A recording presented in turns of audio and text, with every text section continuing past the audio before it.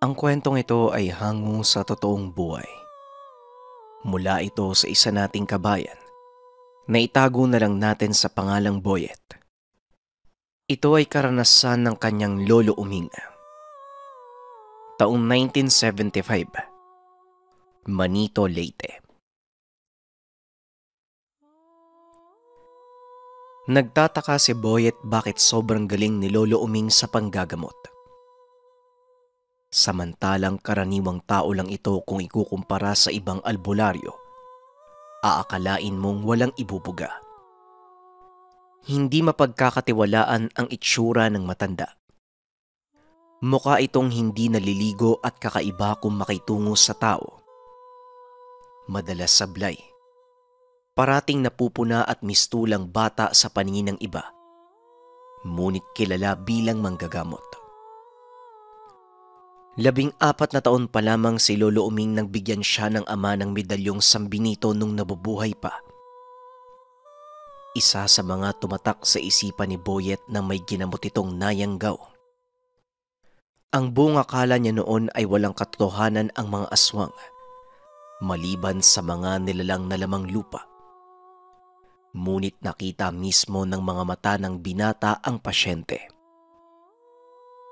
Hanggang sa hinawakan ito ng lolo, bigla na lang nagwala ang biktima at nag-iba ang boses.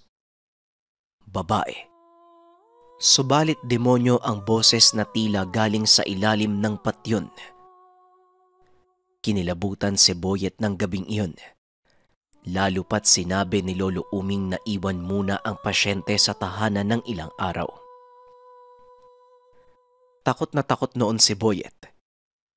Pumayag naman ang pamilya ng babae. Kinulong ang nayanggaw doon sa silong ng tahanan. Nag-aalala ang ina ni Boyet na si Relita dahil baka makawala ang babae at kung anong gawin sa kanila. Subalit tumatawa lang si Lolo Uming at sinabihan sila. Wala silang dapat ipag-alala dahil kung bumigay ang silong, may kulungan pa naman sila ng baboy. Nagalit si Boyet nang marinig ang sinabi ni Lolo Uming. Para sa kanya ay walang katuturan ang sinabi ng matanda at tila laro lamang ang lahat. Hindi na siya nakapagtimpi. Kinausap ng masinsinan ang matanda. Takip silim ng mga sandaling iyon. Nasa labas sila ng tahanan habang pinapakain ni Lolo Uming yung babaeng nayanggaw doon sa silong. Lolo, teka, mag-usap nga tayo. Wika ni Boyet. Ano bang sadya mo, apo? Teka sandali, tatapusin ko na muna yung pagpapakain sa babae. Tugon ni Lolo Uming. Hindi naman po sa wala akong tiwala sa inyo Ano po bang nangyayari? Magseryoso naman po kayo. Sobra kami nag-aalala ni nanay Tapos ikaw naman. Diyan mo pa talaga nilagay sa silong yung aswang, sa ilalim ng higaan ni nanay. Pwede po bang itigil na natin tong ginagawa nyo? Wika ni Boyet. Alam ko naman yon, apo. Pero hindi pa gaanong kumakapit ang pagiging aswang niya. Kaya napatigil sa pagsasalita si Lolo Uming. Kaya ano po? Aantay na lang natin na kumapit at anong kasunod? Hindi niyo po ba naiisip yung peligro? Ay nako, pasensya na ha. Pero hindi pwede yon mangyari, apo. Inaalagaan ko ang pasyente ko. Inaalagaan nyo nga po. Nakita ko naman po kung paano nyo siya pakainin ng hilaw na laman. Kinukonsinti mo pa Talagang ginagapang mo ang pagiging aswang niya. Hindi, apo. Hindi ko kinukonsente. Inaalam ko kung anong kailangan na gamutan ang gagawin. Hindi mo lang naiintindihan ang mas malalim na dahilan. Gusto mo bang malaman kung paano ko gagamutin yan? Halika, sumama ka sa akin. Nagulat si Boyet sa sinabi ni Lolo Uming. Ito ang unang beses na naramdaman niyang seryoso ang matanda. Iba din ang dating kung makatitig sa kanya. Sa hindi malamang dahilan, napatango na lang siya bilang pagsang-ayon sa mungkahi ng matanda. Matapos makapaghapunan, tinali ni Lolo Uming ang pasyente sa bewang at kinandado pa ang silong. Hindi kumikibo si Lolo Uming. Sinisipat lang siya nito sandali at nararamdaman ng binata ang paywatig. Tila ba gusto ni Lolo Uming na masubaybayan ni Boyet ang lahat ng gagawin niya. Hanggang sa may kinuha ang matanda sa kamalig sa mismong silid ni Lolo Uming. Pagbalik ay may dala na itong sinturong bag. Kahit anong pilit ni Boyet na hanapan ng mali ang mga kilos ng matanda, wala siyang makitang kakaiba. Napakapulido ng galaw nito. Ilang sandali pa, pasimpleng kumaway ang matanda at tumango. Sumunod ka sa akin. Binabalaan na kita, apo, ha? Lahat ng makikita mo, hindi ka aya-aya. Kaya, apo, kahit anong mangyari, maging kalmado ka lang at huwag mo hahayaan ng negatibo ang pumasok sa isipan mo. Sa gagawin ko, siguradong babaliktad ang pananaw mo. Wika ni Lolo Uming. Nakasunod lamang si Boyet sa matanda. Wala silang kibuan habang tinatahak ang madilim na daan. Bit-bit ng matanda ang maliit na gasera. Ang buong akala ni Boyet ay malapit lang ang pupunta nila. Sumaglit pa si Lolo Uming sa kapilya. Nagsinde ng kandilang puti at iniwan sa altar. Matapos magmuni-muni ng ilang minuto ay muli silang naglakad. Hanggang sa ganun na lang ang kilabot na naramdaman ni Boyet nang malaman na pupunta sila sa sementeryo dahil wala namang ibang lugar na tagusan maliban doon. Dito na nagreklamo si Boyet. Ano bang sinabi ko, apo? Huwag kang mag-isip ng negatibo. Naduduwag ka ba? Gusto mong malaman ang totoong nangyayari, hindi ba? At bukod pa dyan, ipapakilala ko sa iyo kung sino at anong klaseng albularyo ko sa likod ng pinapakita ko na parang bata. Nagtatago lang ako, apo. Sige na, huwag kang matakot. Ako ang kasama mo. Wala nang nagawa si Boyet. Tuluyang nabura ang pangmamaliit sa matanda. Napalitan nito ng pagkamangha at kilabot. Nakabuntot pa rin si Boyet. Pansin niya sa kinikilos ng matanda na tila may hinahanap itong puntod. Sinusuri niya ang mga pangalan. Nagpapalipat-lipat. Nagtanong si Boyet kay Lolo Uming kung kamag-anak ba nila ang hinahanap niyang puntod. Hindi, apo. Hinahanap ko kung saan merong kakalibing lang. Huwag ka nang maraming tanong dyan. Manood ka na lang. Wika ni Lolo Uming. Naglaro sa isip ni Boyet ang mga kataga. Hanggang sa huminto sila sa isang puntod na may lapidang kakamatay lang. Nilapag ni Lolo Uming ang sinturong bag at may nilabas na mga tangkay. Hindi malaman ni Boyet kung anong klase.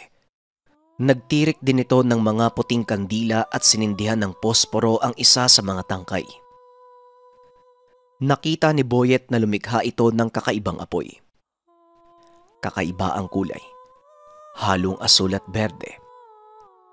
Hanggang sa tinatagpas ng kamay ng matanda ang usok na nagmula sa tangkay, na tila kinakalat ang usok sa buong lugar. Ilang sandali pa, kinapa ni Lolo Uming ang lapida. Nagmuni-muni. Naintindihan ni Boyet ang ilang mga kataga. Paumanhin sa'yo, pero kailangan ko ng tulong mo. Kahit nasa kabilang buhay ka, mapapakinabangan ka pa rin. Wika ni Lolo Uming sa bangkay. Matapos nun, may dinukot si Lolo Uming na pangsilsil at kumuha ng bato sa gilid-kilid. Alam na ni Boyet ang gagawin ng matanda. Titibagin nito ang bahagi ng puntod. Pinukpok ng pinukpok ni Lolo Uming ang semento hanggang sa nagkaroon ng butas na kasya ang kamay. Lolo, sandali lang po. Huwag po kayo magagalit ha. Hindi po ata tama yung ginagawa nyo eh. Wika ni Boyet. Alam ko, pero nagpaalam na ako sa kaluluwa niya. Narinig ko na sumang-ayon naman siya sa kagustuhan ko. Tugon ni Lolo Uming. Ano po bang gagawin nyo? Hindi na nagsalita pa ang matanda. Dali-daling pinasok ang kamay doon sa butas. Naririnig ni Boyet ang mga kalabog. Galing ito sa kabaong. Nakita ng binata na tinutusok ito ng matanda sa ilalim gamit ang silsil. Hanggang sa lumagutok ang kahoy na binabaklas ng matanda. Ilang sandali pa, nakita ni Boyet na tila may sapilitang hinihila si Lolo Uming. Halos sumiwalay ang kaluluwa ni Boyet nang makita dahil hila-hila na ng matanda ang kamay ng bangkay. Dumudulas pa ito sa pagkakahawak ng lolo hanggang sa bumungad kay Boyet ang nakakasulasok na amoy. Nasoka pa sa gilid ang binata dahil hindi na nakayanan ng sikmura. Alalahanin mo ang sinabi ko sa iyo, Apo, at kung bakit ka sumama sa akin dito. Manood kang maigi sa mga ginagawa ko. Wika ni Lolo Uming. Parasahan itong binali ang kamay ng bangkay. Naputol ito at tuluyang nakuha ng matanda hanggang braso. Hindi mapigilan ni Boyet na magbitaw ng mabigat na salita. Panay sipat sa paligid dahil baka may makakita sa kanila. Nakatakip pa din ng damit ang ilong ng binata dahil sa nakakasulasok na amoy. Ngunit si Lolo Uming, hindi man lamang makitaan ng pandidiri.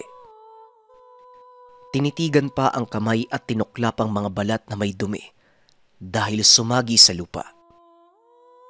Hindi na kumibog si Boyet. Dumistansya ng bahagya nang ilapag ang kamay malapit sa kanya sa gilid mismo ng kandilang nakatirik. Kitang-kita ni Boyet ang kulay itim na mga daliri at nagtutukla pa na, pati na rin ang kulay itim na may halong paninilaw ng laman. Kahit nakatabon ang damit sa kanyang ilong, tumatagos pa din ang baho. Napakabaho po talaga. Ay. Ano bang nangyayari sa'yo? Nagpapadaig ka sa isipan mo eh. Paminsan na po, dikta lamang nang nakikita ang naiisip natin. Negatibo man o positibo. Pero kapag hindi mo pinansin, walang mangyayari sa'yo. Ito ang pinakaunang kahinaan ng tao. Kailangan mo yung labanan. Maging matatag ka kahit gaano mang kahirap. Nasa isip lang ang pandidiri mo, Apo, lalo na ang pagkatakot. Pero kapag nagawa mong gapiin ang nasa isipan mo, mas magiging malakas ka. Kahit malamig ang panahon ay kaya mong painitin sa pamamagitan lamang ng isipan. Kahit nasa gitna ka ng takot, kaya mong baguhin. Yan ang nakikita mo sa akin ngayon. Hindi makuha ni Boyet ang mga sinasabi ng matanda. Sa tingin niya ay nababaliw na ng mga sandaling iyon si Lolo Uming. Hanggang sa pinikit na ng matanda ang mga mata at nag-usal. Ilang sandali pa ay may kinuha ito sa bulsa ng mga hibla. Mahaba na mukhang buhok ng tao. 1 minuto lang ang lumipas. Kumuha naman ng maliit na kutsilyo ang matanda doon sa pag at tumiwa ng laman sa kamay ng bangkay. Napapikit ng mga mata si Boyet sa nasaksiyan. Tinali ni Lolo Uming ang mga hibla sa laman ng bangkay. Nagsindi ng tangkay at pagkatapos, itinapat ang laman doon sa maliit na apoy. Naaamoy ni Boyet ang tila iniihaw na bulok na karne at baho na galing sa imburnal. Nakikita ni Boyet kung paanong napapatid ang mga buhok at may mga maliliit na baga na nalalaglag. Hanggang sa namatay ang apoy sa tangkay, kasunod ng pag-ihip ng matanda sa laman na tila pinalamig. Isinubo ito ni Lolo Uming at nginuya na tila nasasayahan sa lasa. Nasuka si Boyet habang si Lolo Uming ay tuwang-tuwa. Hindi pa nakontento ang matanda. Kinuha nito ang daliri ng bangkay. Ganon din ang ginawa, sabay subo sa bibig. Baliw ka na, Lolo. Hindi gawain niya ng matinong tao, nakakadiri ka. Wika ni Boyet sabay karipas ng takbo palabas ng lugar. Pasuray-suray pa si Boyet dahil sa pagkahilong nararamdaman dulot ng matinding pandidiri sa mga natunghayan. Madaling araw na nang nakarating siya sa tahanan. Uminom ng tubig si Boyet at naligo.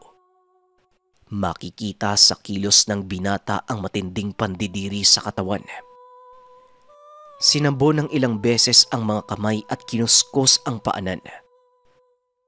Hanggang sa nakarinig siya ng mahinang kalabog sa kamalig.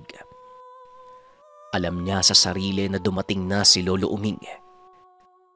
Hindi mapinta sa mukha ng binata ang inis. Pagkatapos maglinis ng katawan, nagbihis kaagad siya at lumabas. Pinuntahan niya ang matanda sa kamalig. Nakahanda na ang isip ng binata sa mga katagang bibitawan. Ngunit pagkarating niya sa beranda, nagulat si Boyet dahil nakita niya ang lolo na kinalagan ang babae habang nasa labas ng silong. Umiiyak ang babae na tila sobrang nag-aalala. Nagbago ang pakiramdam ni Boyet. Imbes na galit ay napalitan ito ng pag-uusisa. Lumapit siya kay Lolo Uming habang pinapagpaga ng pasyente gamit ang tela. Oh, ang bilis mo namang nakauwi. Pambihira, sa ganitong sakit, kinakailangan talaga ng gamotang hindi kaaya-aya. Pero ayos na din kasi kahit papano, nakilala mo na kung sino ang lolo mo sa likod ng pagiging isip bata, ano? Ay ikaw, Iha, kamusta ka naman? Tanong ni Lolo Uming. Ayos naman po. Nasusuka lang po ako. Sobrang lakas po ng kabog ng dibdib ko eh. Tugon ng babae. Maupo ka muna dyan sa gilid ng kamalig. Mamaya lang may isusuka ka. Tandayan na magaling ka na. Yon ang ginawa ng babae. Samantalang si Boyet naman, hindi nakapagsalita at nagtataka dahil may kakaiba sa babae. Maayos na itong magsalita ng mga sandaling iyon. Hindi tulad nung una niyang nakita. Hindi na malalim ang mata at maaliwalas na kung tignan. Kitang-kita ni Boyet ang maamong mukha nito. Ilang sandali pa, bigla na lang sumuka yung babae at tila putik sa sobrang baho. Pamilyar pa kay Boyet ang amoy. Yun din ang alingasaw ng amoy ng bangkay na kinain ng lolo. Kitang-kita ng binata ang maliliit na laman na sinuka ng babae. Manilaw-nilaw na parte. May mga buhok na mahaba. Teka, ano ba yan? Wika ni Boyet. Tama ang naiisip mo po. Halika dito at ipapaliwanag ko sa'yo. Dito para hindi marinig ng babae. Ayon sa matanda, yon ang naisip niyang paraan dahil mahirap palabasin ng yanggaw. Tinaliwas niya ito gamit ang sumpa. Hinigop ang kamandag ng yanggaw sa pamamagitan ng ritual. Galing sa babae ang mga hibla ng buhok na binalot niya sa laman at dapat niya itong kainin. Kabaliktaran ng malalasahan ni Lolo Uming, Ang ipinapakain niyang manok sa babae ang lasa ng laman. Alam mo kasi Boyet, kapag niyanggaw, iiwasan lahat ng mga aswang ang pangontra kaya ayon binaliktad ko. Pero dapat, kakain ako ng tao upang tuluyang malunok ng yanggawang gamot. Panlilin lang yung laman na po. Pero iba lang ang ginawa ko. Sa oras ay pakain ko sa kanya ang laman ng tao. Tatanggi yon dahil may sumpa. Kaya imbis na siya, ako na lang ang kumain. O ngayon maaaring kilala mo na ako. Hindi ako karaniwang manggagamot lang apo. Mas malalim ang kaalaman ko. At ito naman ang iniingatan ko. Alam mo na, maraming inggitero, lalo na sa kapwa ko manggagamot. Kaya iisipin nila na hindi ako mapagkakatiwalaan, pero kayang-kaya ko silang patayin. Isa kong manubong albularyo. Kakaiba ang proseso ng manubong albularyo sapagkat aakalain mong baliw at hindi ka panipaniwala ang mga hakbang. Mautak, hindi hamak na malakas. Kaya niyang linlangin kahit demonyo. Hingi siya ng karagdagang lakas at papaasahin ang demonyo. Haharangan ng malakas sa poder upang hindi tumalab ang kasunduan. Sobrang namangha si Boyet. Hindi nakakibo at iniisip kung gaano ba talaga kalakas ang matanda. Matapos sumuka ng babae, pinainom ito ni Lolo Uming ng tubig at pinauwi na. Sinabi ng matanda na wala na ang yanggaw at kailanman ay hindi na mayayanggaw pa ang babae. Dito lubos na pagtanto ni Boyet kung bakit iba ang tingin kay Lolo Uming dahil may tinatago itong sikreto. Kinabukasan, bumalik na sa pagiging abnormal ang matanda. Kung paano ito makitungo, kung paano magsalita at kumilos, panay din ang tawa, kabaliktaran sa nangyari kagabi. Kinausap ni Boyet si Lolo Uming kung bakit hindi na lang ito palaging magseryoso. Ano bang mga sinasabi mo? Ang pagiging lantada po ay pagpapakita ng kainaan. Marahil nagtataka ka kung bakit ipinagtapat ko sa iyo ang lahat. Ikaw ang napili kong susunod sa akin. Wika ni Lolo Uming. Ano po? Ako? Wag na lang po, hindi ko po kayang kumain ng bangkay. Tugon ni Boyet. Huwag kang mag-alala. Hahanapan kita ng ibang proseso.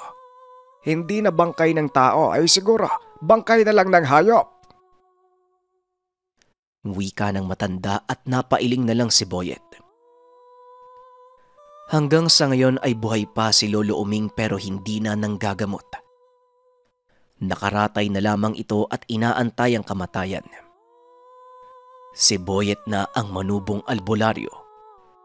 Ngunit hindi niya ginaya ang taktika ng lolo. Sa halip hindi niya binago ang ugali. Trabahante na ito sa isang malaking kumpanya sa Cebu. Ngunit kahit kailan, tumatak na sa kanyang isipan at hinding-hindi niya makakalimutan na ang kanyang lolo ay kumain ng bangkay.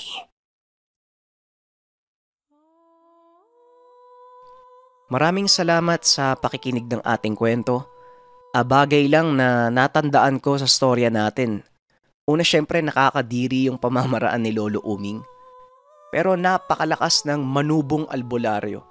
Kasi isipin nyo, utak labanan ng utak. Nililin lang niya yung aswang para matanggal niya yung sumpa. Maganda siguro magkaharap yung mga manubong albularyo kontra sa mga hukluban.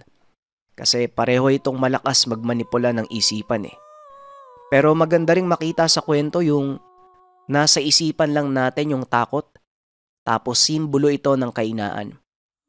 Totoo naman anumang bagay na kinakatakutan natin, minsan kaya tayo natatakot kasi hindi natin alam. Pero once na malaman na natin ang isang bagay, doon na kunti-kunti nawawala yung takot. Kaya mas magandang subukan muna natin yung mga gusto nating gawin, Or alamin natin yung mga bagay na kinakatakutan natin. Malay nyo, pagtagal, masasabi na lang natin na hindi naman pala nakakatakot. Kailangan ko lang subukan. Nga pala mamayang 9 p.m, meron tayong upload na tatagal ng 3 hours, kaya pakiintay na lang.